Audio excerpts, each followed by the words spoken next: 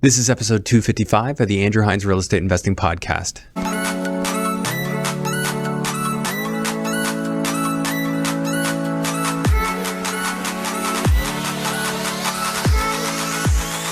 Infinite banking in under 60 seconds. We've all got to save our money somewhere, and we think that a high cash value life insurance policy is the perfect place to save it. Why? We're going to save our money inside this policy, and it's going to grow tax-free.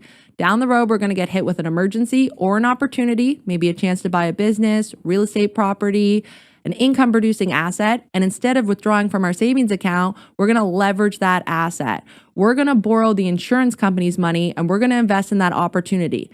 Our money is still inside of that policy, compounding, uninterrupted, tax-free, and our money's outside in this investment opportunity. We're going to rinse and repeat, all while providing a death benefit for our families. Down the road, we're going to retire. Now we retire with a high cash value life insurance policy with a lot of cash.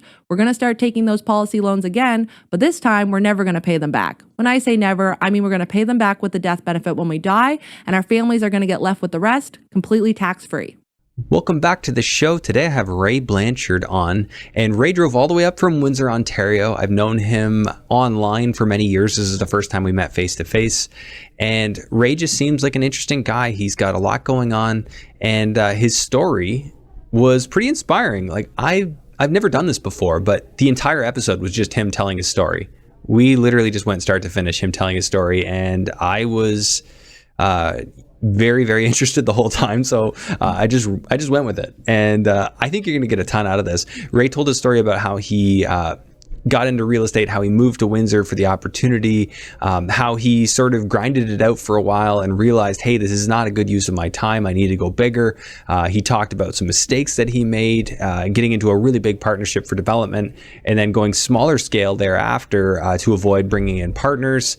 It was a really entertaining story, and something I think a lot of people can learn from. So sort of valuetainment, not trying to take off of that podcast or anything, but a combination of value and entertainment. And I thought it was great.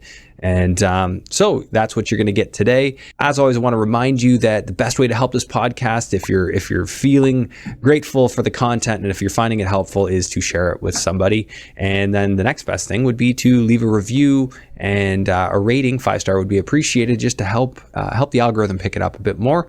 And if you're new to real estate investing, I highly recommend checking out the first 10 episodes of this show and then coming right on back to current episodes. It'll help you get a great foundation and help you have something to grow on. So without further ado, let's jump into episode 255 with Ray Blanchard. Hello and welcome to the Andrew Hines Real Estate Investing Podcast. I've got Ray Blanchard, who drove all the way up from Windsor. And I make jokes about not going to the east end of Toronto. You went much further. Yeah, it can be stressful. One thing I remember, because I'm originally from Toronto, so whenever I come to the GTA, I just remember how much I hate the traffic in the GTA. Oh yeah. But yeah, I don't commute. Like, it's funny, I make a joke that I just we're 10 kilometers from here pretty much in any direction. Yeah, there's definitely an argument to be made about, working from home or working close to home. Yeah. Because in Windsor, you just don't have the traffic at all. Like, you can get across Windsor in 15, 20 minutes. Right? It'll come, but it is coming. I do see the fact that it is picking up. As they push density, and these roads, they're not really changing anything about inner city roads as they push all this density with, multiple units. Like, naturally, all these roads are going to plug up. And Burlington used to be this quiet little town. Mm-hmm. Sure isn't anymore. It's city. Insane. Yeah. Yeah, just getting out of this little pocket we're in right now when I'm done, at the office for the day is busy. Yeah. I'm going what should be a 14-minute drive, could be 25. Yeah. So anyways, neither here nor there. You're here, you made it. And, yes, thanks for having me. A pleasure. Yeah. I've been listening to your podcast for a few years, No, it's good to hear. And I know we had connected a few times over the years, and only in passing. So, and it was all digitally. So yeah, absolutely. So good to meet you face to face. One thing notable is you actually helped me out with a tip, which it sounds like we're going to get a little bit of a rebate or grant from CRA for new businesses in 2021 and 2022. Yeah. Do we want to tell? Do you want me to explain it to your guests? Yeah. So basically, I only came came to know about this maybe about 3 months ago. And again, a chance meeting with a realtor in Windsor, and he told me about it. It was someone, again, I never met in person. It was online. And he put something out on his feed, and I asked him about it, and he referred me to an accountant. And a month later, I've got $90,000 in my bank account because I bought a commercial property back in 2021. And so this tax credit, which is called the Ontario Regional Opportunities Investment Tax Credit. It's a mouthful. It's been around for a while. And it basically gives you if you buy a commercial property, it gives you a 10% tax credit on the refundable tax credit up to $45,000. However, after COVID, I believe it was COVID the reason why they increased it. But from March of 2021 to the end of this year, they increased the tax credit to 20% up to $90,000. So I guess there's a bit of a rush for people to get it. Get this tax credit before the end of the year, before it goes back down to 10%, right? So in other words, they could file later, but it has to be for this tax year, right? Yeah. So and another thing I learned, I think, since speaking with you, is if you can file in 1 year, you're only allowed to file for the tax credit once per affiliated entity. However, if you bought a property in another year, you could still file again. Yeah. So I'm closing on a property this month. And you're going to file for it. And I'm going to file for it again. Another 90. Yeah, that's right. Oh, that's wild. And then next year I'll buy another one and I'll file for 45, right? Yeah. So my only real problem with it is I have a rule about not asking the government for anything. Yeah. So I, with the partners, my rule was, okay, we can go for this, but I ain't signing any of those documents. I'm not signing that. Yeah, I understand. Yeah. But if you're getting into bigger real estate, eventually you got to go to CMHC, which is the government, right? Yeah. Government, government controlled anyway. Yeah. Yeah. You're not wrong about that. It just feels icky. I don't like dealing with the mafia. Yeah. Anyways, so Ray, I don't know your story. Tell me high level, where you started, what got you into real estate investing. Sure. So as I said, originally I'm from Toronto, and I grew up working in the hospitality industry.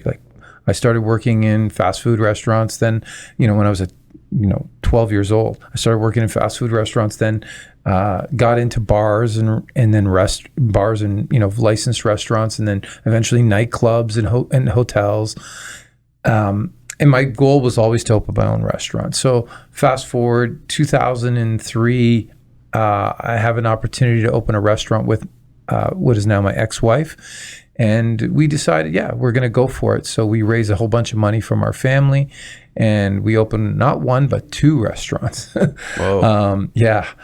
And so the first restaurant, my ex-wife was Portuguese. So she had a lot of construction knowledge in her family. Her uncle was very knowledgeable. So I started working with him directly for about 5 months. Every day I'd work with him, and he taught me everything I knew about construction. And it was like a free construction, apprenticeship. And we built up the first restaurant. And then when it came time to do the second restaurant, the family kind of had a little bit of an outing. And so he wasn't available to work. So I basically GC'd it and ran the next restaurant. So that's where I learned how to do construction. Fast forward another 10 years, the restaurant industry sucks. It's terrible. Don't get into the restaurant industry. Real estate is much, much better. We get divorced, and I'm still in Toronto, and I start doing condo flips just on paper, right? That's how I started getting into restaurants. So you're doing pre-construction? Yeah, pre-construction condo flips here in Toronto. With a friend of mine, I'm doing that. And then I meet a woman in 2014. We date for a while. She has an idea. She wants to do a condo flip, a physical flip. I'm like, okay, sure, I know how to do that. I can do renovations, and I've already done paper flips. Why don't I do a physical flip? So we did. We bought a place down on St. Lawrence Market, and 5.5 months later, while living in it, while we're renovating it, we did this flip downtown, and we made really good money in just 5 months. We made such good money. We said, okay, we're going to take 6 months off. we said we're going to take a couple months off. We're going to go travel to Costa Rica. It ended up turning into 6 months, and we did all of Central America, and then we broke up. Mm-hmm. But that got me into the real estate bug, right? And then the same girl, we got back together. It was a kind of a tumultuous relationship. We get back together off and on. And each time you'd flip a property? No, each time something with real estate came up though. So when we weren't together, she was bidding on these municipal tax sales all over Ontario. I'm sure you've heard of that, right? I have, but I've never heard of like anyone go deep on it for Ontario. I've so you're going to hear about a success story on I a can't municipal wait. tax sale. So, properties go into arrears on their taxes for whatever reason for many years. It's common in the States, right? That's a very common thing, right? Yeah, common in the States, but it's not so common in Canada, but it does happen. Okay, so I'll let you finish your story. It happens everywhere in Ontario. And so when the state gets to the point where it's been about 3 or 4 years in delinquency, they will actually seize the property and sell it. Okay. Big government, right? So they take your property, they're going to sell it, and if I think they're supposed to give you back anything more than what they get, but I'm not sure if that actually happens. But they put it to an auction, and it's like a blind auction. So they put it up on a website. They say this property is for sale. You cannot go visit it. You can't go in to see it. You can drive by it, but that's it. You won't be able to get. They don't give you any details on it. They say this is what it is. Put in your blind bid, and basically the starting bid is whatever taxes are owed on the property. And so you have to kind of guess how much anyone's willing to pay for that property in an unknown state.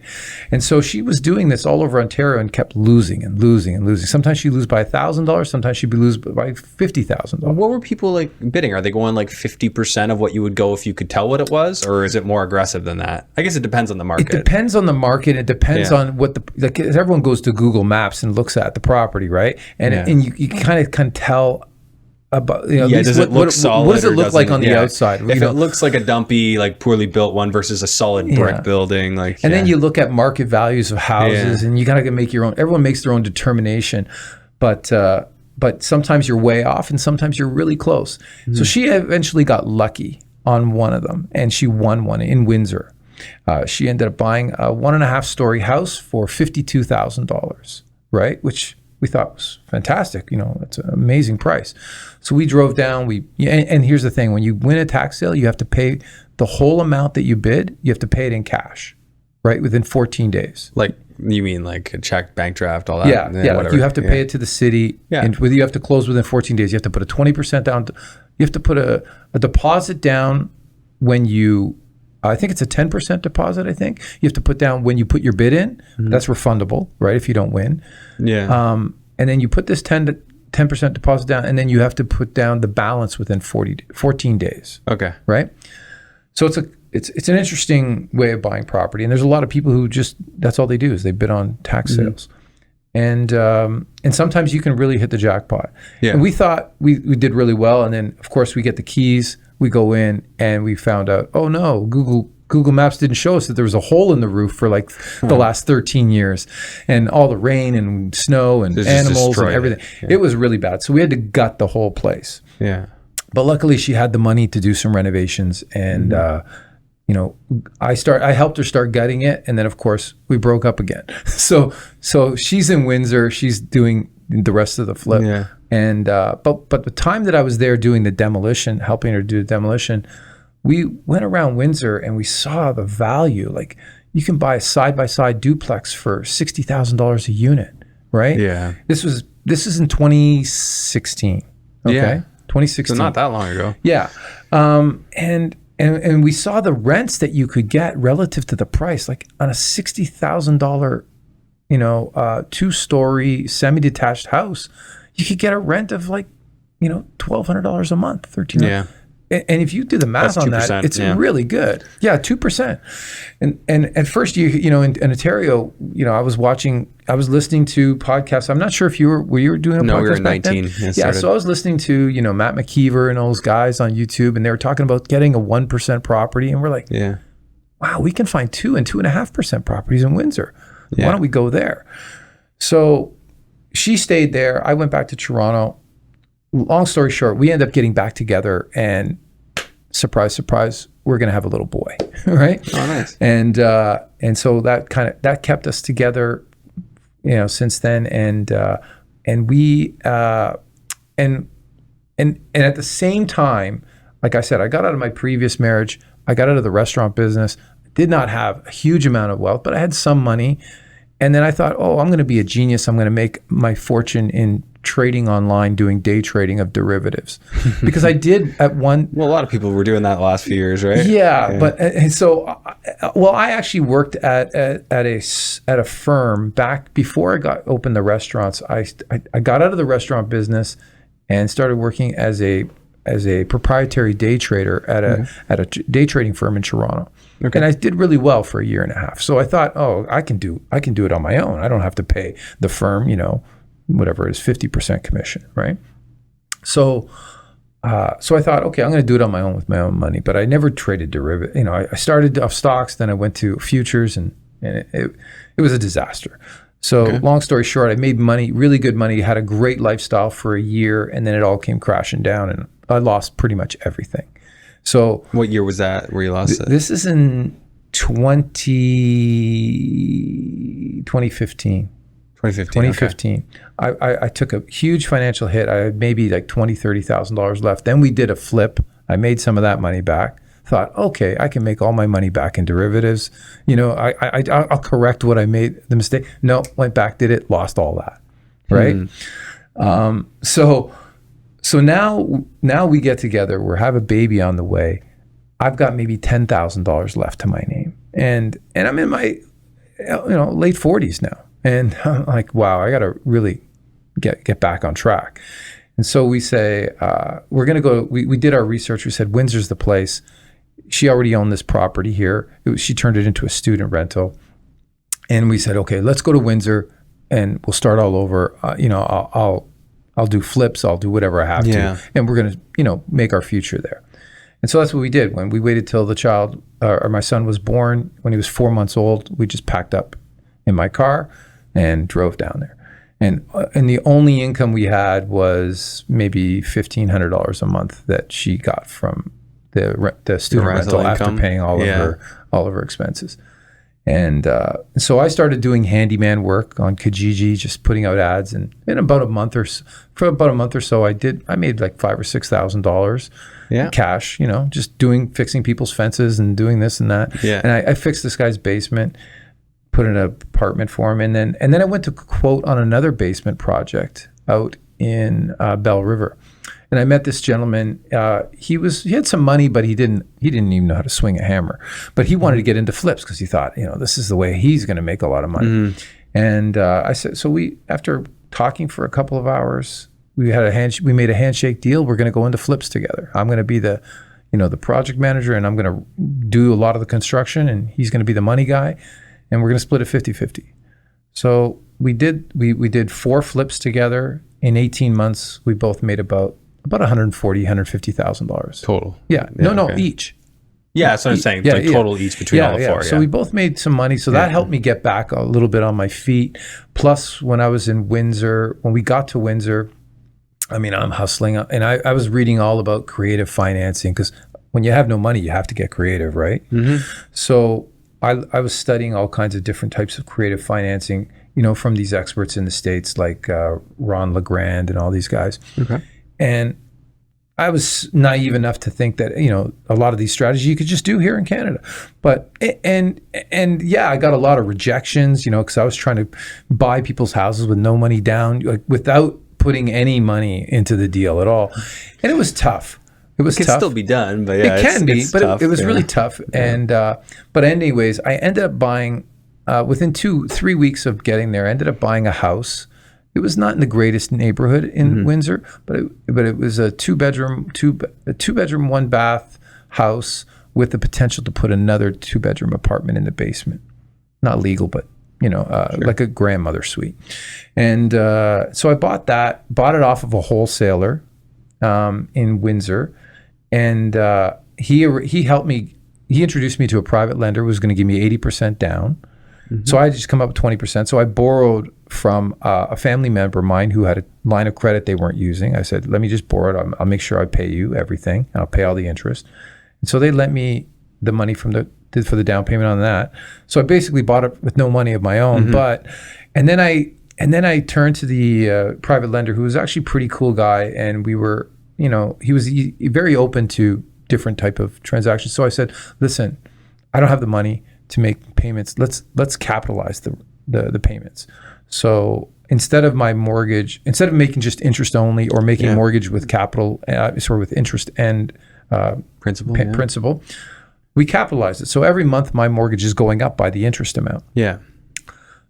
We moved into that property for 2 months, and then we moved out because we bought another house off the same wholesaler, and then I started renting it out. And that rent was my income.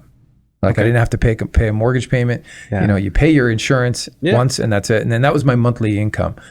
And then a few months later, I finished a flip with my partner, and I think all I made off that flip was about $23,000 or something like that. But it was like 2 months. It was not too bad. Better than doing handyman work. And I took that money and then put it down on another house where I got the same private lender to do the same deal, capitalized, 80%. And you still hadn't paid the first one? Yeah, I hadn't paid it. Not one mortgage payment against the first house. Cool. Then he came in for 80% of the second one, but that was fully rented out. Yeah. And it was bringing in $2,200 a month. I bought it for that house there on the same street, in the Drouillard Ford City area. That house had previously had a contract to be bought for $130,000, but it fell through. And it fell through in December. I arrived in Windsor in June of 2018. And this was now December of 2018. I'd finished the flip. I had a little bit of money, and I heard about this house falling through, the sale falling through, but the guy really needed to sell. So I made an offer of like $100,000, and we settled on $110,000 I bought it for. So I figured I had some built-in equity there already. Yeah. And, but again, made the same deal. This time it was sort of money down, but, because I earned the money. But yeah, I bought that house.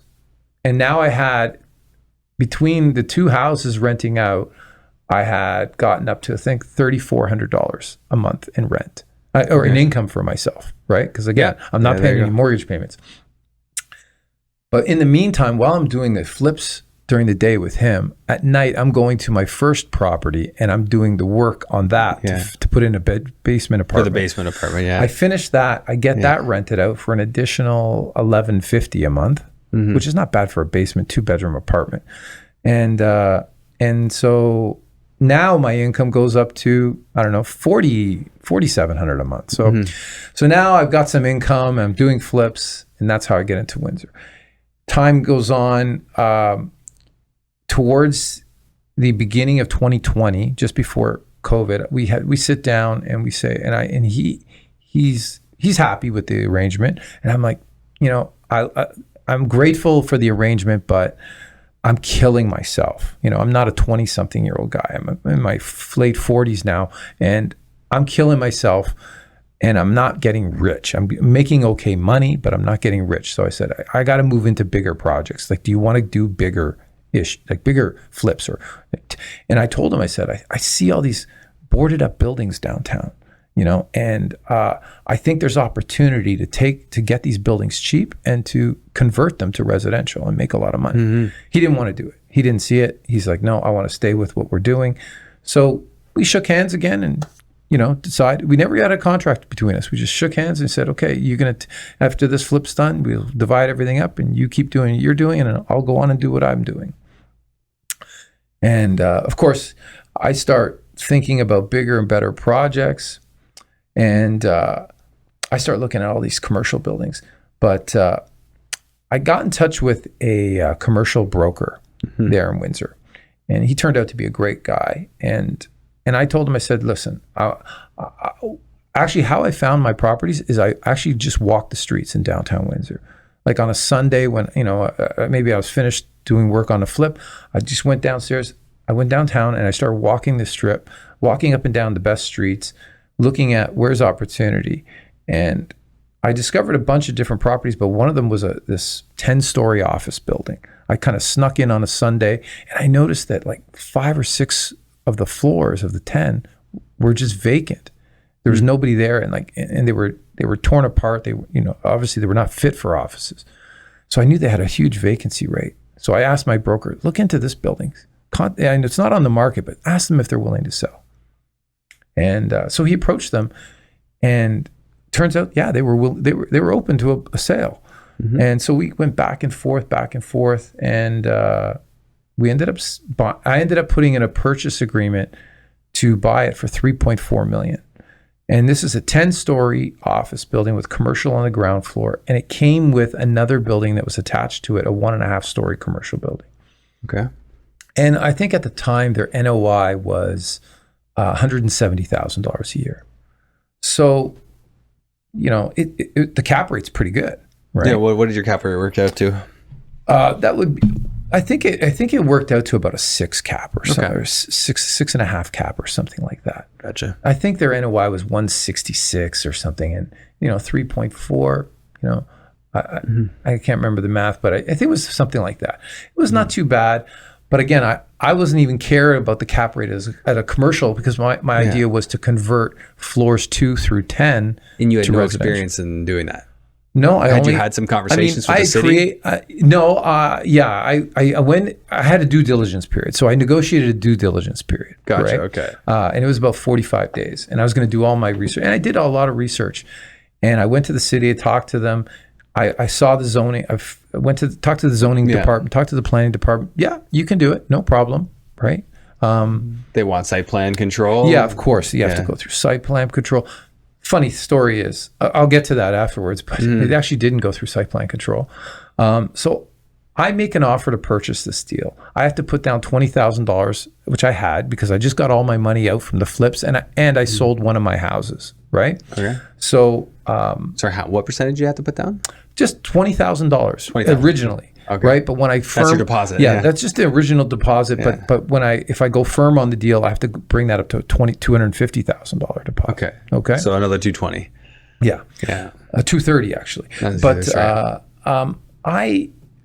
I'm doing all my research and everything, and I think, this is so good. I planned on getting 56 apartments, plus I'd have 2 commercial, plus the other 1.5-story building, which was already fully rented out. And this is within 1 year of you getting to Windsor? I arrived in June of 2018. Yeah. We put the offer in October 2019. Okay. So about a year. Still moving quick. Yeah. Pretty quick, pretty aggressive.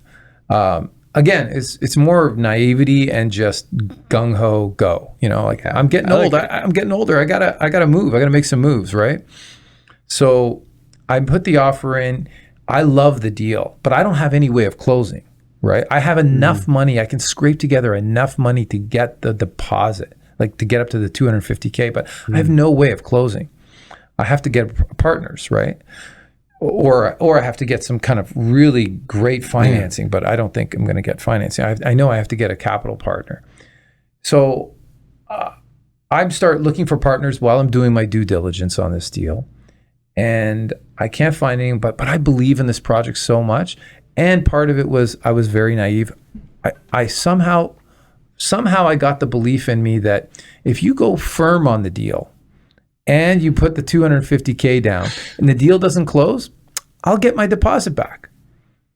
I was under that impression. Oh, wow. And unfortunately, it was completely wrong. You would lose your deposit, right? And so I went firm on the deal with that belief. I scrounged up the $250K because I made some money on the flips. I sold a house and I had to borrow some temporary money against equity I had in a second house, and I went firm on the deal. And I applied, and then I got an extension. When I went firm, I did extend the closing by another 45 days, right? So now it's late November 2019. I've got to close by mid-February. I've got no way of closing. I had no idea. But now I'm in full finance mode. Like, I've got to find a partner. So I'm approaching everyone from Vancouver all the way to Quebec. Anyone who's got money, who's interested in real estate. I'm going to every real estate meetup I can. I'm just pitching it to everyone. I even went to a poker night with, where was it? In London with Matt McKeever and all his people. Oh, I remember when they did that. Yeah. Yeah, I went to that poker night and I'm like circulating the deal to everyone. Matt takes a look at it, he goes, it's interesting, but he didn't do anything else about it. But anyways, I was banging on so many doors. I got so many rejections. Nobody, no, this is not going to work. This is a bad idea. And, but finally I got one guy, my private lender introduced me to someone he knew in Windsor. And I sat down with him one night. We ended up getting drunk, but I sold him on the deal. Like he loved it. He loved the idea of it. The problem is he was very interested. He likes it, and he's a local businessman who did very, very well. His net worth was, according to him, anywhere around $15 million at the time. And so I just had to lock him down and get him out to the property to get him to sign the joint venture agreement. But the problem is we were going into the holidays, sort of like we are now. And it's hard to nail down high net worth individuals around holidays because they're traveling and everything. So I didn't get him out to the property until mid-January. But when I finally get him out to the property and I tell him everything I want to do with it, he loves it. He falls in love with it. He says, like, I want to live on the penthouse. I love this idea so much. I want to move into the property. I want half the top floor for a penthouse. I'm like, you can have the whole floor if you want. Just sign a check. Here, sign the joint venture agreement, right? Few more weeks go by. Our closing date is in mid-February. It's now the first week in February. That's when I finally go out to his office. We finally sit down and he signs the joint venture agreement. But now we've got to negotiate another extension. Because you couldn't get the money in time? Yeah, there's no way we could get it together, right? Hi, friends. I just wanted to take a moment away from the episode to tell you about my brand new structured coaching program. This is the first time I've ever offered a structured coaching program where we'll have regular meetings in addition to an intro call to go through what your goals are and help you get on a plan to achieve those goals within real estate. So if you've followed me for some time and you feel that I would be a fit for you to help you achieve your goals in real estate based on my skill set, based on the topics we cover on this show, I encourage you to head over to my website, andrew-hines.com/coaching, and fill out the questionnaire so that we can schedule a call and figure out if it's a fit for us to work together. Let's face it, most people could benefit from a second set of eyes and ears going over their strategies, different deals that they're looking at, and helping to springboard ideas back and forth. This is a program that's exactly for that. So if you're looking to build confidence in what you're doing in real estate investing and get very clear on what it is you're trying to accomplish, this might just be the program for you. Take a moment, fill out that questionnaire, and let's schedule a chat. Okay, yeah, obviously tight for closing time. Yeah, so we're tight for closing, but we go back to the seller and we say, look, we need another extension till April 30th. And they agree, but they want an extra $75,000 as deposit, a non-refundable deposit. And no extra purchase price? No extra purchase price. That's good, because a lot of them, they'll want, okay, yeah, now you owe us an extra $100,000 to buy the place, and they'll do that all, like, that's a very common thing. If you need more time, okay, the price just went up. Yeah. I can imagine, because they got us they had me by the ball. Exactly. Like, what's your option? Yeah. And my partner knew that obviously I explained everything, that this is all the money I had in the world, and I put it down on this deal, and if I don't get this deal closed, I lose it all, right? I'm back to square one again. Yeah. And now he has to put up $75,000. Okay, so he did that. So, he didn't do it easily. I remember he made me sign a promissory note to give him my other house that I hadn't sold, all the equity that I hadn't sold in the other house, right? Basically to pledge that equity, which was only maybe about $40,000, $50,000 at the time. But I had to pledge that to him for him to put the $75,000 down. Mm-hmm. But I did, because I had you had to give him that money as soon as you got it? No, I just had to pledge it as security, right? Sure. Right. So he put the $75,000 in.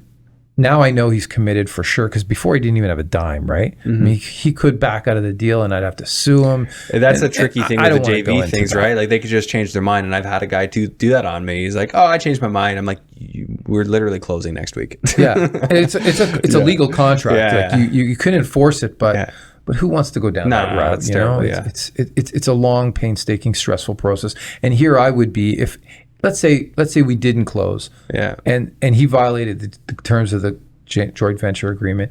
I could sue him, and I'd have a case that he'd have to share in half the losses. I'd still be looking at half of my money gone. Mm-hmm. However, I would be a guy with no money trying to fight a guy with $15 million. Yeah. There's Not no, good. That's not the situation I wanted to be in. Of course not. So I agreed to give him the promissory note. He puts the $75K in, and we agree for the April 30th closing. But then, of course, next month, COVID hits. And, we were talking to several banks. They were interested in financing it. But as soon as COVID came out, the phone line, people stopped answering the phone, right? Banks did not want to do any financing. They didn't know what was coming down the pipe, right? So the banks were dead. Private lenders were not even really interested because, again, everyone was very skittish and nervous. We didn't know what was going to happen. For April was like a dead stop month where everyone just stopped functioning. Absolutely. So was that the month you were in? Yeah, that's the month we were supposed to close, right? So now we're scrambling because now we've got $325,000 at risk and we got to close. Now, I sat there and go, okay, the only way we're going to get this deal done is we got to do a VTB, right? We got to approach him for a VTB.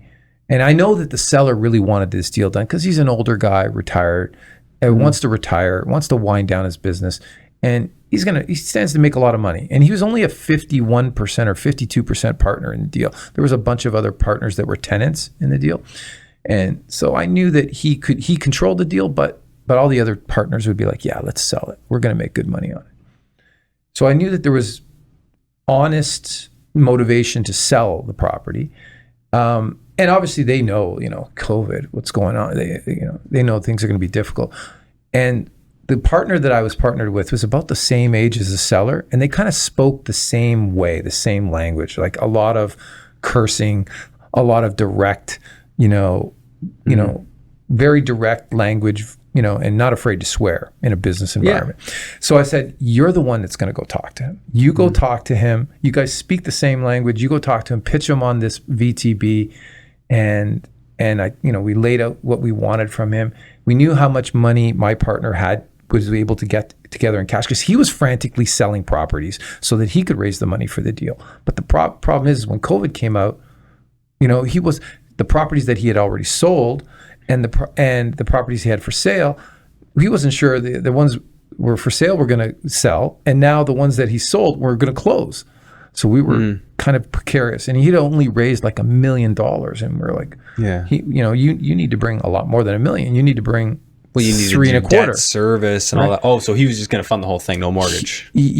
Well, that was the idea. He wanted to be in that position, and then we'd put a mortgage on afterwards, right? Because that's wise. At first we were going to do like like a mortgage of 60%. He would do the rest of the equity, and I would leave my deposit in it. And the deal was that I was going to be the active GC. Sure, yeah. He doesn't have to do anything. I just run the project. It's my idea. I brought the deal. Yeah. So we were 50-50 partners. But now we negotiate this VTB. And they're actually pretty good. We negotiated a $2.4 million VTB at 6%. I think it was 6.25% for 3 years. Okay. Right? Not bad. And that allowed us to close because he had enough, to come up with my deposit and the rest of the cash that we needed plus closing costs. He had enough. We could close now. But now he comes back to me because, again, he knows I'm in a vulnerable position. So now he comes back and goes, Ray, I don't like the deal anymore. I'm like, what do you mean? He goes, I don't like the split. I don't think I'm putting all this money in. You're putting in only $250. And I don't think it should be 50-50. It should be 75-25. Yeah. And I was like, man, come on. You already signed the agreement? Yeah, we already signed the agreement in good faith. Yeah. I've done all this, due diligence and work. I brought you the deal. I've been working with you to try with all the lenders, and we negotiated the VTB. Not only that, I negotiated a contract with a tenant. This is a weird one. The seller allowed me to negotiate a contract with a prospective tenant, which was the University of Windsor, in anticipation of us being the owners. Right? Even though we didn't own it, I'm negotiating on his behalf to seal a deal. And I did. I closed the So they were going to come in as a commercial tenant? Yeah. Oh, okay. At a really amazing rent. Yeah. Right? On one of the ground floor properties. So I did all that, and I'm like, come on, this is not fair. But he knew he had me over a barrel, right? And because he knew if he walks away, I lose everything. But he loses everything too. He loses $75K. Oh, okay. Right? Which is like a drop in the bucket to him, right? And But didn't he fund the deal for $1 million as well? no, not yet, because we haven't closed. We haven't Oh. closed yet, right? Well, he could He get comes to sued, me. too. This is 2 weeks before He could closing. get He sued comes too, right? He could. He could potentially be sued. But the thing is, I had to agree because I had my back up against the wall, right? And I agreed to it, but then it left such a bad taste in my mouth. I knew that if he's doing this type of behavior now, do I really want to be on the hook with this guy for 2-3 years while we renovate this place and then maybe possibly get screwed out of the end? Yeah. And I was like, you know what? I don't like this anymore. And I knew that he really wanted the building now because I know he's been attached to it. Him? So I know a day before closing, again, I told him, I said, listen, I don't want to be in this deal anymore. You can take the deal. You just give me back my $250 at closing and you take the deal. And and then he tried to negotiate that, okay, I'll take the deal, but I'm not going to give you your $250. I'll give you $160 of your $250 back. He wants me to take a $90K loss. Yeah. And I was like, no way. At that point, I was like, you should have at least got like a finder's fee for the deal. I know. I should have got at least something, right? But no. Again, at this point, I just want to be free of him and free of this deal and free of the possibility of losing my $250,000 that I just made in the last year and a half, 2 years. And so I refuse to give in to any more, strong-handed negotiation tactics. And I said, nope, I don't care. I'll walk away and I'll sue you. Right. Mm-hmm. And I said, the seller will sue you. And he said, okay. So on the morning of closing, he says, yeah, I'll give you the $250. His lawyer sends me the $250. I sign off all the documents. He takes the deal. Right. He closes on the deal. And then so now it's the middle of COVID. I know that was a little bit of a long story, but it was crazy, crazy time. And That's interesting. And I learned so much. I felt like I got a university education in commercial real estate. Yeah. Right. So I learned a lot, and I knew I didn't want to have partners after that. The only partner I was willing to have was my common law wife. And I said, I told her, I said, listen, now I've got my money back. I'm going to do a conversion, but I'm not going to take any partners. I'm just going to do a smaller one. And, if you want to partner with me, you can, but I have to be in control. Like I have to have controlling interest, because I'm not going to be subject to anyone else anymore. That left such a bad taste in my mouth. So she agreed. And I said, okay, I'm 55%, you're 45%. We formed a corporation. She's going to put some money in later. I'm going to start off. So I went shopping. In the middle of COVID, I'm the only person making offers on commercial properties in downtown Windsor. I went to 3 different properties owners, and I said, and all of them were, just distressed properties. Mm-hmm. 2 of them were boarded up. One of them had like 70% of it was vacant, and 30% of it, had some retail. But I made offers on all 3 of them. I said, here's my deal. I want a vendor take back of this amount. This is the interest rate. This is when I can close. First one to come to the table gets the deal. And so actually 2 of them were interested. One of them was just very slow moving, but the other one was like, yeah, we'll take that deal. And so I ended up buying a building in downtown Windsor. It's actually on a nice street. It's on, I think, Windsor's nicest downtown street. It's called Blanchard Street. And it was an old vacant nightclub. It had been vacant since 2018. And it had been very different iterations of nightclubs. And it was boarded up. The homeless and the drug addicts were using it as like an outside urinal and drug, facility. And it was just a huge eyesore in the downtown. Everyone hated it. It was just a crime center. So what was the structure of the deal on this one? So what I proposed is I offered to buy this building. It's a 2-story, 10,000 square foot, all concrete and steel structure, right? But it's a nightclub. So 5,000 per floor. 5,000 per floor. And I offered them $425,000 for the building.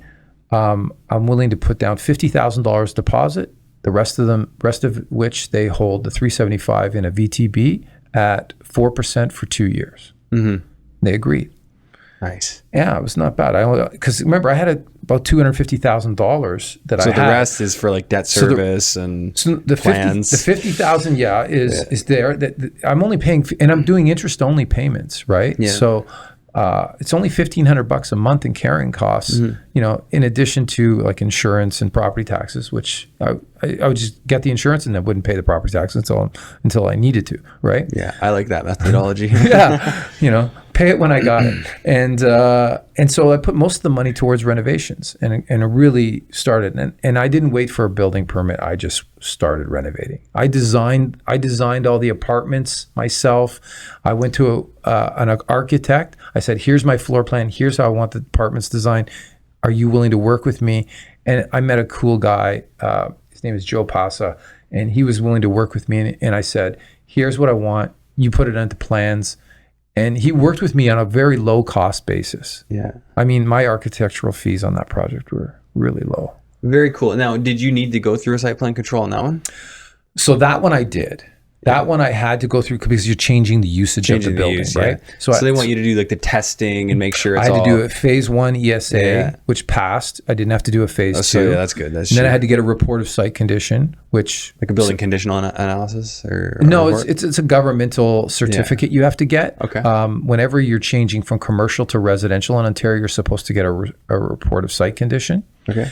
And the banks will want to see that, Yeah. you know, if you're going to go refinance something. And so I thought it was going to be a long process, but yeah, it was like 6 weeks and I got it. No problem. Got all that Yeah, you stuff pay done. like $2,000 And what or did whatever. they want from a site plan perspective, like in terms of other requirements? For site plan, they wanted me to, they give you all these conditions to say, okay, you don't have enough, you're not proposing any amenity space. So you're going to have to go through committee of adjustments to ask for relief from the amenity requirements. Okay, so minor variance on that. Yeah, minor variance. And were you changing zoning or are you sticking no, with the the existing zoning, zoning? I did a little trick that I don't think anyone else is going to be able to get through in Windsor. The zoning for the property is a special zoning. It's CD 3.6. And that allows for residential on the ground floor of a commercial street, right? Mm-hmm. And so, because most of the zoning is a CD3 something else, and what happens is you're only allowed to have an entrance for a residential on the ground floor of a commercial street, and then everything's got to be above the commercial. But CD 3.6 was different. So that you could do the whole thing, main floor. I can't do the whole thing because it's zoned it's zoned mixed use. So you have to have some commercial. I have to have element? some commercial component. Yeah. But obviously, if I put a commercial component in the front, you know, that costs me a window space and that costs me a unit, right? Sure. So what I did is I proposed to them. I said, listen, at the back of the building, there's an alleyway behind the building. I've got an electrical room, right, where I can't access the outside from there. So there's like this little section in the middle of the building where I can't put an apartment anyways. So what I said is I'm going to put a little office there, and offices are not required to have windows, right? Mm-hmm. So I said I'm going to put a little office. It is smaller than this office. Like it's about 100, maybe 130 square feet, right? It's very small. And I put this little commercial, I said, that's my commercial space. I'm keeping that. The entrance to the office is off the alleyway, the back door. And zoning said, okay, no problem. Yeah, and I think the only reason they got away with that is because the city really hated the way the property looked. And I was proposing to do a major improvement. If you're trying to do something that they want you to do, then they'll try and make it work. Yeah, I think they turned a blind eye. Sure. And I know I got a little bit of leeway there because somebody tried to do the same thing on a similar type property that they bought 2 years later. And the city said, no, we're not going to allow that again. You know, you have to we want commercial in the front. Yeah, I mean, right? And I think like from an owner's perspective, I'd be inclined to want to keep a store fronting on the street just because it almost looks weird not to. And it is like from an apartment standpoint, yes, you can rent it, but it's not super ideal for somebody to be on the main street at ground level. Well, here's the thing. This building, I don't know if you saw a picture of it, half of the lower level is half below grade and half above. Okay. Right? Oh, so you're up a bit. So to get into the lower level, you have to go down 6 steps. To get to the second level, you have to go up 12 steps. So there's a second floor. And so it wasn't really like we were right on ground. So our first level was below and our second level was above. And so it didn't really have that. It's not like you're walking by business, and then, somebody's, living room is right there. Yeah. Right. And it was set back from the street too. Yeah. So that helped. So I go through, I got through the zoning with that strategy. Site plan control, I didn't have to rezone anything. I got the minor adjustment. I just basically argued that I don't have to have an amenity space. The whole downtown is my amenity space, right? Yeah. And I said, there's the YMCA is right over here. There's grocery stores, there's parks, there's this place, there's lots of places. And they accepted our argument. And I also told them that there's lots of parking in the area that, I'm going to rent out spaces if I have to and offer those to my to my tenants, which I actually do. But I was exempt from parking requirements too. So you didn't do parking, didn't do amenities. How many units did you end up getting? So I ended up getting 13 apartments in the building. 13. Yeah. Now they are Toronto-sized apartments. Okay. So like 600 So in square Windsor, so my smallest, I've got 2 bachelor units that are 435 square feet. Yeah. And I think the bare minimum in Windsor is 433. Like they have a bylaw that restricts the dwelling unit to 433 minimum. So I have 2 bachelors that are about 435. I got a bunch of 1 bedrooms that are about 525, 550. 2 bedrooms are around 650. I have 1 2-bedroom and then I got 2 2-bedrooms, and then I've got a couple 3-bedroom apartments that are around 750 square feet. So you bought this for how much total? 425,000. 425. And what did you put into it? Do you figure like soft carrying and construction? Everything in total, and it kept on getting bigger and bigger because we kept on doing more and more, but everything in total we put in, including the solar panels and all the financing costs, about 2.3 million. 2.3, that includes your acquisition cost? No. So 2.3 So on top. in total, we're into it for about 2.7 million. 2.7, yeah, okay. Yeah. So, and your average rent on those 13? Currently, my average rent per apartment is just under $2,700 a month. What? Yeah. 2,700? Yeah. These must be done really well. They're done beautifully. They're the nicest looking apartments, but we don't rent them out unfurnished. We rent them out fully furnished. Okay, that's the big difference. We do furnished rentals, yeah. What are your annual taxes there approximately now? Property taxes? Yeah. The funny thing is, I went and did LEED certification. There's a little story here. So I went and did LEED certification because the downtown Windsor had a CIP program, which is a community improvement program. Yeah. Hence, change in taxes. So the community improvement program allowed for $2,500 grant per dwelling unit that you add up to a maximum of 50,000.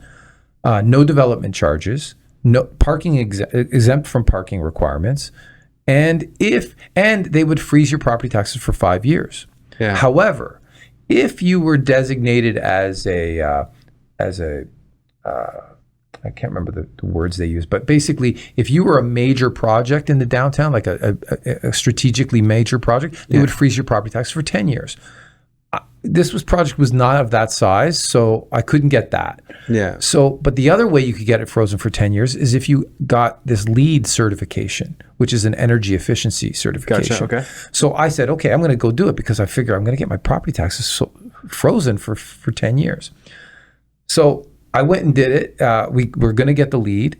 In total, it probably cost me, I'm thinking $45,000, $50,000 in extra costs to do the LEED. Okay. However, I'm going to benefit with all these energy efficiency. And when I say $45,000 to $50,000, that doesn't include the solar.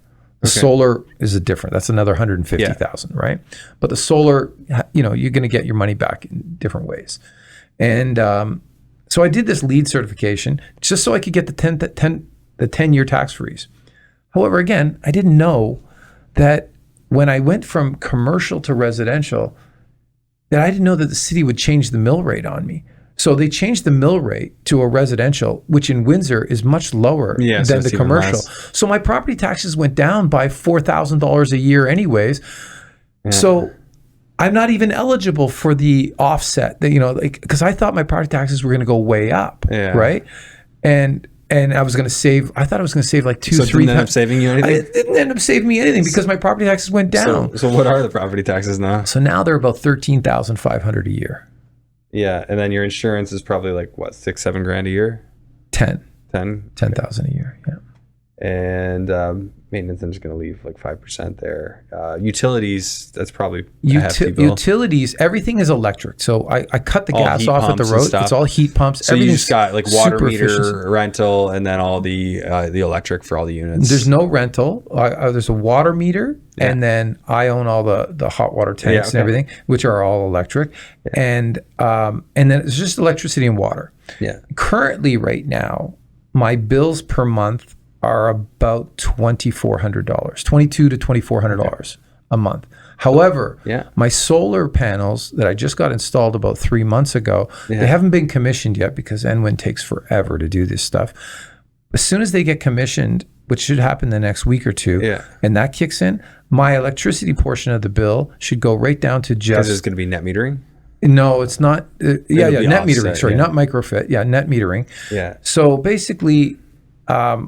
my bill should go down to almost just the customer account charge. Sure, that makes sense. Maybe a little bit extra in the wintertime, but in the summertime, I'll be generating more electricity than in my building. And I'm going to treat that as a separate business endeavor because it kind of is. But anyways, my utility costs will drop by, I'm thinking about $800 to $900 a month. Okay, nice. So there's something substantial in there. the future. Yeah. But right now, I don't have that. So we'll call it the $28,800 a year, which is the $2,400. What do you pay for management, or do you just self-manage? No, at first I was doing self-management. Now I have property management in place. So the same company that was doing my cleaning was cleaning the apartments, because I started off doing Airbnb. I started off running this thing as a hotel. Oh, crazy. Okay. Right? So now it's midterm? Now it's all mid and long term. Okay. Right?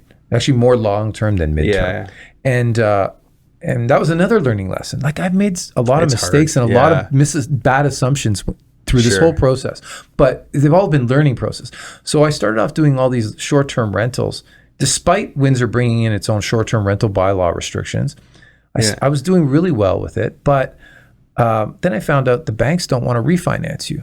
You know, I'm sitting on a private mortgage right now of $2.2 million at 11%. And you know, I want to get this thing paid off, but the banks won't give me a mortgage because I'm doing short-term rentals. Mm-hmm. And so you switched to so we had to switch this whole, like, I realized I was going to get about $100,000 a year less in revenue. I was giving up, right, by giving up the short-term rentals and going to furnished long-term rentals. Yeah. But now that I'm going away from short-term rentals, and then we start looking at the MLI Select. CMHC MLI Select, because I've got the energy efficiency. Did you get that program after all? I did. I got accepted into it. I got 100 points. So I'm supposed to get 95% loan to value. Nice. However, that's not working out. It's all got messed up. Well, because they just came out with a rule change in CMHC. Yeah, they keep changing it, and now you have to resubmit. So pause on that thought, though, because I just want to kind of get an idea of the numbers. Let's stick with this. Management-wise, did you go 7% or 5%? So management-wise, I struck a deal with them. I basically pay $3,000 a month for management and cleaning. And the reason why my cleaning bill is higher is because with all my furnished rentals, I offer biweekly cleaning included in the rent. Yeah, so you're about it works out to be like 9% then. Yeah, but that's including cleaning. Yeah, right? That's a lot of value you're getting there. So that's why people are happy and paying a lot. And then you have landscape, snow removal, garbage removal. They do garbage and snow, but there's no real landscaping. Like there's it's concrete everywhere. Garbage and snow. So would you say you're like $3,000 a year for the snow? Oh, you don't have parking. Yeah, no, I have no parking. So it's just the walkway in front of the building, so and they just put ice down and shovel. Like $500 a season or something? No, it's included in the the management. Management. Okay, and then garbage service is like dumpsters. No, it's all bins that the city picks up for free. Right, so you don't have any expense with that. It's no expense of that, and included in the management contract is they put it out and take it in. Right. Nice. 3 times a week. Okay. So your value, what do you figure it is when you're like now? What's the value? I got an appraisal at $4,811,000. Very specific. All right. So I got a cap rate of like number. 6.5, 6.48 ish. What, the cap rate? Yeah. that sound about right, or is that too high? I think on the appraisal, it's a 5.25 cap rate. Okay, so that's just the way my expenses were in here. So a little bit different. Well, a lot of times appraisers use their own estimate of your expenses. Yeah. So if you went just on the cap rate of 5.25%, my valuation was over $5 million. Yeah. But because they take into account a comparative analysis as well, that always takes your appraisal down. Yeah, that makes sense. Because they have to give some weighting to comparative analysis. Right. And so that's how they came up with 4.8. So I'm just trying to get an idea of kind of like what your dynamics, what your equity in the deal looks like. Like you're in for like 2.7 and change, you're getting a 4.8 appraisal. If you got say 70% loan to value, you'd be at 3.3, which would be meaning you'd be pulling money out and keeping the building. Yeah. Which you haven't got to that point yet. You're still not done yet. Okay, so we qualified for the loan to value of 95% with MLI Select. Yeah. But they just did a rule change in CMHC.